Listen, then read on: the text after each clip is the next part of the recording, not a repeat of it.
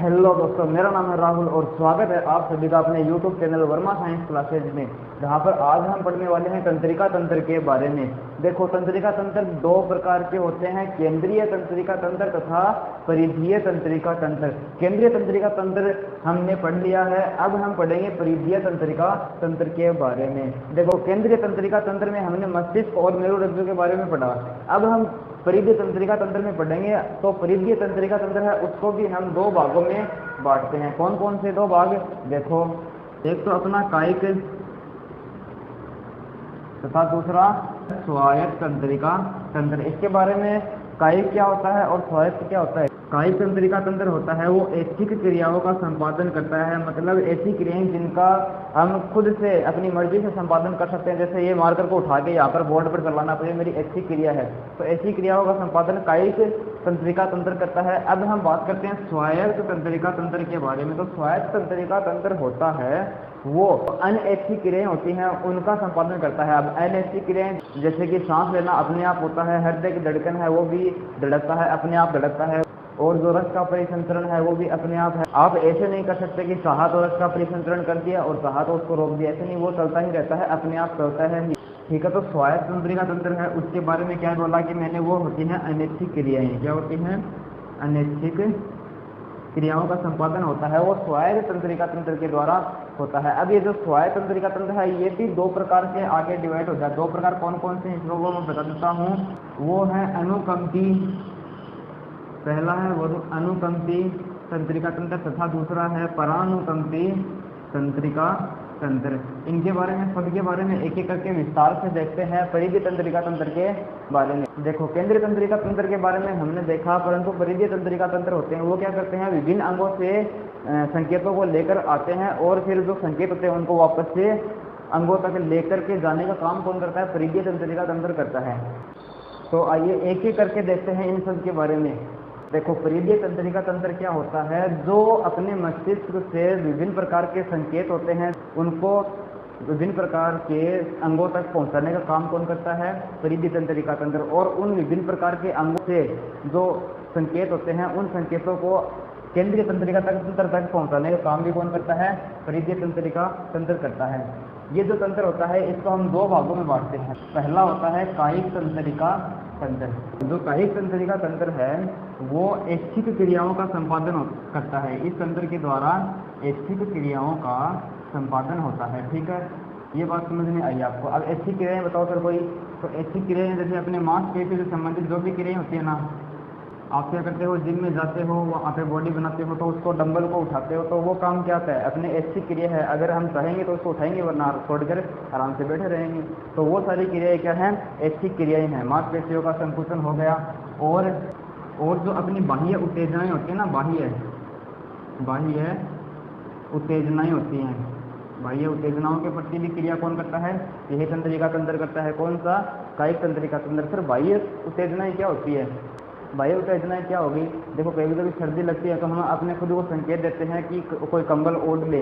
अपने को पता चल जाता है कि बाहर कैसा वातावरण है, उस वातावरण के अनुसार हम अपने शरीर से क्रिया करवाते हैं। वो कायिक तंत्रिका तंत्र भी करता है वो सारा कार्य। ठीक है, अब हम चलते हैं आगे। दूसरा जो अपना तंत्र है वो है स्वायत्त तंत्रिका तंत्र। स्वायत्त तंत्रिका तंत्र होता है, उसके अंदर अनैच्छिक क्रियाएं संपन्न होती हैं। लेकिन का अनैच्छिक क्रियाओं का संपादन होता है। अब अनैच्छिक क्रियाएं कौन कौन सी होती हैं सर, ये बताइए। तो आपने देखा होगा कि हृदय धड़कता है, आपके कहने पर थोड़ी ना धड़कता है, अपने आप धड़कता है ना। तो जो हृदय की जो धड़कन होती है वो अपने आप धड़कता ही रहता है, बिना बोले ही चुपचाप अपना काम करता रहता है। तो जो हृदय है उसकी धड़कन है वो भी क्या है? अपना अनैच्छिक कार्य है।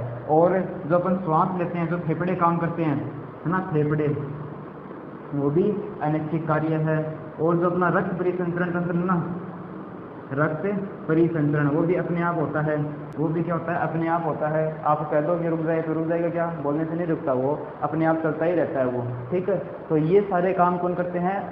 ये करते हैं अपना स्वायत्त तंत्रिका तंत्र। अब हम बात करते हैं कि ये जो स्वायत्त तंत्रिका तंत्र है ना, ये भी दो प्रकार का होता है। दो प्रकार का कौन कौन सा भाई? एक तो अनुकंपी और दूसरा क्या होता है? परानुकंपी। अब ये क्या होता है सर, ये बताओ।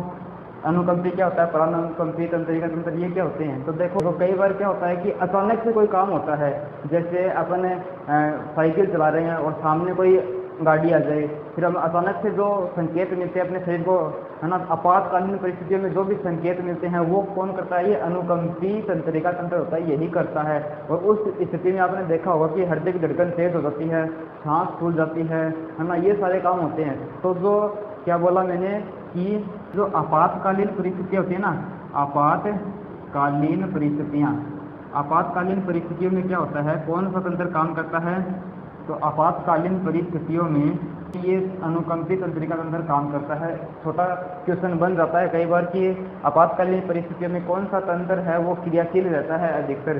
तो उस स्थिति में अनुकंपी तंत्रिका तंत्र है ये अधिक क्रियाशील होता है और अचानक से अपने शरीर को क्या प्रदान करता है, ऊर्जा, पर्याप्त मात्रा में ऊर्जा प्रदान करता है। क्या करता है, ऊर्जा प्रदान करता है। और मैंने क्या बताया, इसके द्वारा क्या होती हैं, अगर ये तंत्र काम करता है तो जो हृदय की धड़कन है क्या होता है, हृदय की धड़कन तेज हो जाती है, हृदय की धड़कन तेज हो जाती है, ठीक है। और क्या होता है, सांस फूलना, क्या करना, सांस फूलने लगता है इस स्थिति में अचानक से। अब हम बात करते हैं परानुकंपी तंत्रिका तंत्र के बारे में। तो परानुकंपी तंत्रिका तंत्र क्या होगा कि इसके अंदर होता है, जब हम विश्राम अवस्था में होता है ना, क्या बोलेंगे, विश्राम अवस्था में शरीर को ऊर्जा क्या करता है, शरीर को ऊर्जा प्रदान करने का काम कौन करता है, ये जो अनुकंपी तंत्रिका तंत्र होता है ना, ये करता है, विश्राम अवस्था में ऊर्जा का स्टोरेज करता है। जब हम सो जाते हैं या फिर विश्राम करते रहते हैं तो उस स्थिति में ऊर्जा का स्टोरेज करता है, ऊर्जा का संचय बोल सकते हैं, ऊर्जा संचय, क्या बोला, ऊर्जा संचय का कार्य कौन करता है, परानुकंपी तंत्रिका तंत्र करता है। और इस स्थिति में क्या क्या काम होते हैं, जो अपनी आँख की जो पुतली होती है ना, आँख की पुतली, उस पुतली को सिकोड़ने का काम क्या कर रहा है, उसको सिकोड़ने का काम भी कौन करता है, ये परानुकंपी। और साथ में जो लार तथा जो पाचक रस होते हैं ना, पाचक रस, अपना भोजन का जैसे खाना खा के अपन सो जाते हैं तो उस स्थिति में आँख की पुतली को सुकेड़ने का काम करता है, लार को बनाने का या फिर नियंत्रित करने का काम। और जो पाचक रस होते हैं उन पाचक रसों को इकट्ठा करने या फिर उनका श्रावण करने का काम भी कौन करता है, ये परानुकंपी तंत्रिका तंत्र करता है। आप ध्यान देंगे कि ये सारे काम है ना, ये पूरे के पूरे काम है, ये स्वतः होते हैं, इसलिए ही इसको स्वयं तंत्रिका तंत्र का हिस्सा बनाया है दोनों को, ठीक है। तो उम्मीद है आपको परिधीय तंत्रिका तंत्र के बारे में समझ में आ गया होगा कि जो परिधीय तंत्रिका तंत्र होता है वो दो प्रकार का होता है, कायिक तथा स्वायत्त। कायिक के अंदर ऐच्छिक कार्य होते हैं और स्वायत्त के अंदर अनैच्छिक कार्य होते हैं।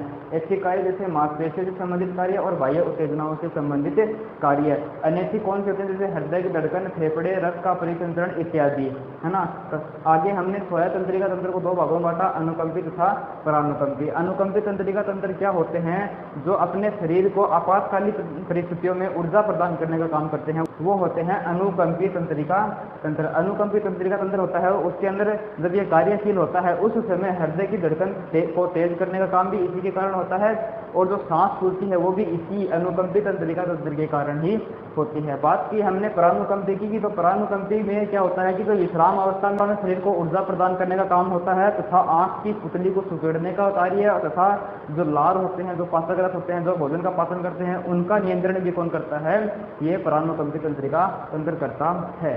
दोस्तों ये जो अनुकंपी तंत्रिका तंत्र होता है ना, ये काम की चीज भी होती है। क्यों? क्योंकि कई बार आपने देखा होगा कि आजकल ऑनलाइन क्लासेस चल रही हैं, उसके अंदर बच्चे क्या करते हैं, फोन ले लेते हैं और पबजी खेलते रहते हैं।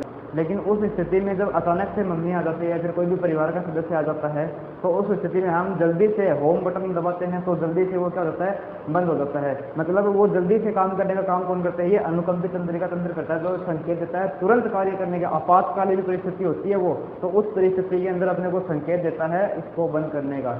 तो बड़ी काम की चीज है अनुकंपी तंत्रिका तंत्र। चलो कोई बात नहीं, अब हम पढ़ते हैं तंत्रिका कोशिका के बारे में, जो संकेतों को लाने और ले जाने में बहुत ही महत्वपूर्ण भूमिका निभाती है। देखो कैसे होता है, पहले इसके बारे में देखते हैं। आप देखो यहाँ पर ये संरचना दिखाई दे रही है आपको, इसके अंदर हम बात करते हैं इसके पार्ट की। तो जो तंत्रिका कोशिका होते हैं उसको हम तीन भागों में बांटते हैं। पहला भाग है इसका कोशिका काय। तो दोस्तों कोशिका काय को हम साइटोन भी बोलते हैं, इसका दूसरा नाम होता है साइटोन। साइटोन इसका दूसरा नाम होता है। कोई पूछ ले कि साइटोन किसे कहते हैं, तो जो कोशिका काय होते हैं उसी को हम साइटोन कहते हैं। तो कोशिका काय के अंदर होता क्या है, एक तो केंद्रक पाया जाता है, कोशिका काय के अंदर केंद्रक पाया जाता है तथा साथ ही इसके अंदर कोशिकांग भी पाए जाते हैं। क्योंकि कोशिका है ये एक प्रकार की, तो इसके अंदर बहुत सारे कोशिकांग द्रव्य के रूप में पाए जाते हैं। इस बीच वाले भाग के अंदर आपको द्रव्य सब दिखाई दे रहा होगा, इस द्रव्य को हम कोशिकांग बोलते हैं, और बीच में जो है ये केंद्रक है, इसको हम केंद्रक बोलते हैं। अच्छा, अब हम बात करते हैं दूसरे अंग। इसका दूसरा भाग है द्रुमाक्ष। क्या है, द्रुमाक्ष इसका दूसरा भाग है, सेकंड पार्ट है। ये क्या होता है भाई, तो हम बोलेंगे कि कोशिका काय पर स्थित शाखाएं होती हैं। कोशिका काय पर स्थित क्या होती हैं, शाखाएं होती हैं, जो क्या करती हैं, जो उद्दीपनों को, उद्दीपन मतलब जो संकेत प्राप्त होते हैं, उन उद्दीपनों को कोशिका काय तक पहुंचाते हैं। कहाँ पर पहुंचाते हैं, कोशिका काय तक पहुंचाते हैं। ठीक है, ये बात आपको समझ में आ गई कि कोशिका काय तक कौन पहुंचाएंगे, द्रुमाक्ष होंगे, संकेतों को प्राप्त करेंगे और उनको कोशिका काय तक पहुंचा देंगे। अब अगली बारी आती है तंत्रिका कोशिका का थर्ड पार्ट है, जिसको हम तंत्रिकाक्ष बोलते हैं। क्या बोलते हैं, तंत्रिकाक्ष। इसके बारे में देखते हैं। ये देखो क्या होती है, ये एक लंबी, क्या होती है, लंबी बेलनाकार, कैसी, बेलनाकार नलिका होती है, जो संकेतों को आगे संप्रेषित करती है, जो संकेतों को आगे क्या करती हैं, प्रेषित करती हैं। आगे मतलब, आगे प्रेषित का मतलब होता है भेजना, ठीक है, आगे प्रेषित करते हैं। ठीक है, अब जो ये तंत्रिकाक्ष होता है, इसके दूसरे सिरे पर, एक सिरा तो कहाँ पर होता है, कोशिका काय से जुड़ा रहता है, और अगला सिरा जो होता है, हम ऐसे बोल सकते हैं कि इसके एक भाग आगे वाला भाग है, एक भाग पर सिनेप्टिक गुंडियां पाई जाती हैं। क्या, सिनेप्टिक गुंडियां पाई जाती हैं, सिनेप्टिक गुंडी पाई जाती है। अब देखो इसके कार्य क्या है, ये सिनेप्टिक गुंडी क्या करते हैं, इसके बारे में बताओ। तो सिनेप्टिक जो गुंडी होती है, देखो संकेत प्राप्त कहाँ से हुए, प्राप्त हुए अपने को द्रुमाक्ष से, कोशिका काय में पहुंचे, और फिर तंत्रिकाक्ष से होते हुए आगे अपन पहुंचते हैं सिनेप्टिक गुंडी पर पहुंचते हैं। अब जो सिनेप्टिक गुंडी होती है, यहाँ पर क्या होते हैं, न्यूरोट्रांसमीटर नामक रासायनिक पदार्थ पाया जाता है, जो कि संकेतों को आगे संप्रेषित करता है, और अगली जो तंत्रिका कोशिका है उसमें स्थानांतरित करने में महत्वपूर्ण भूमिका निभाता है। कौन महत्वपूर्ण भूमिका कौन निभाता है, ये सिनेप्टिक गुंडी होती है, यही बताता है। और इसके सिनेप्टिक गुंडी होती है, इसके ऊपर कौन सा रासायनिक पदार्थ पाया जाता है, तो हम बोलेंगे कि इसके ऊपर न्यूरोट्रांसमीटर, क्या, न्यूरोट्रांसमीटर नामक क्या पाया जाता है, रासायनिक पदार्थ पाया जाता है, रासायनिक पदार्थ होता है, जो क्या करता है, जो संकेतों को आगे संप्रेषित करता है, और साथ ही अपने जो संकेत होते हैं, उनको आवेग होते हैं, उनको एक कोशिका से दूसरी कोशिका तक पहुंचाने का काम भी कौन करता है, ये सिनेप्टिक गुंडी के द्वारा होता है। और जो संकेत होते हैं उनको प्राप्त कहाँ से करते हैं, हमें इसके द्रुमाक्ष से स्टार्ट करते हैं, इससे प्राप्त करते हैं। देखो ये जो तंत्रिका तंत्र अपना कार्य कैसे करता है, देखो सीधी सी बात है, जो केंद्रीय तंत्रिका तंत्र होगा वो संकेतों को ग्रहण भी करेगा और उनको संकेत भी प्रदान करेगा। ठीक है, तो इन अंगों से लाने और ले जाने का काम कौन करती हैं, यही करती हैं। अब हम बात करें तंत्रिका कोशिकाओं की, तो तंत्रिका कोशिकाओं को दो प्रकार से विभाजित किया गया है। दो प्रकार की कोशिकाएं होती हैं, कौन कौन सी, एक तो संवेदी तंत्रिका कोशिकाएं या फिर अभिवाह, क्या बोल सकते हैं, अभिवाह तंत्रिका कोशिका। ये कोशिका क्या करती है, ये जो संकेत होते हैं अंगों से, अपने जो संकेत होते हैं विभिन्न प्रकार के, उनको अंगों से जो अपना केंद्रीय तंत्रिका तंत्र होता है ना, केंद्रीय तंत्रिका तंत्र, उन तक पहुंचाती है। कहाँ से, अंगों से केंद्रीय तंत्रिका तंत्र तक पहुंचाती है। और जो दूसरी प्रकार की कोशिकाएं होती हैं, वो कोशिकाएं होती हैं प्रेरक या फिर अपवाह कोशिका। तो ये क्या करती हैं, ये क्या करती हैं, केंद्रीय तंत्रिका तंत्र जो होता है ना, उस केंद्रीय तंत्रिका तंत्र से जो संकेत प्राप्त होते हैं, उन संकेतों को विभिन्न प्रकार के अंगों तक पहुंचाती है, और फिर उन संकेतों के हिसाब से हमारे सारे अंग काम करते हैं। अब आगे देखते हैं, आगे हमने क्या बोला कि जो ये कोशिका होती है, हमने बता दी कितने दो प्रकार की कोशिकाएं हो सकती हैं।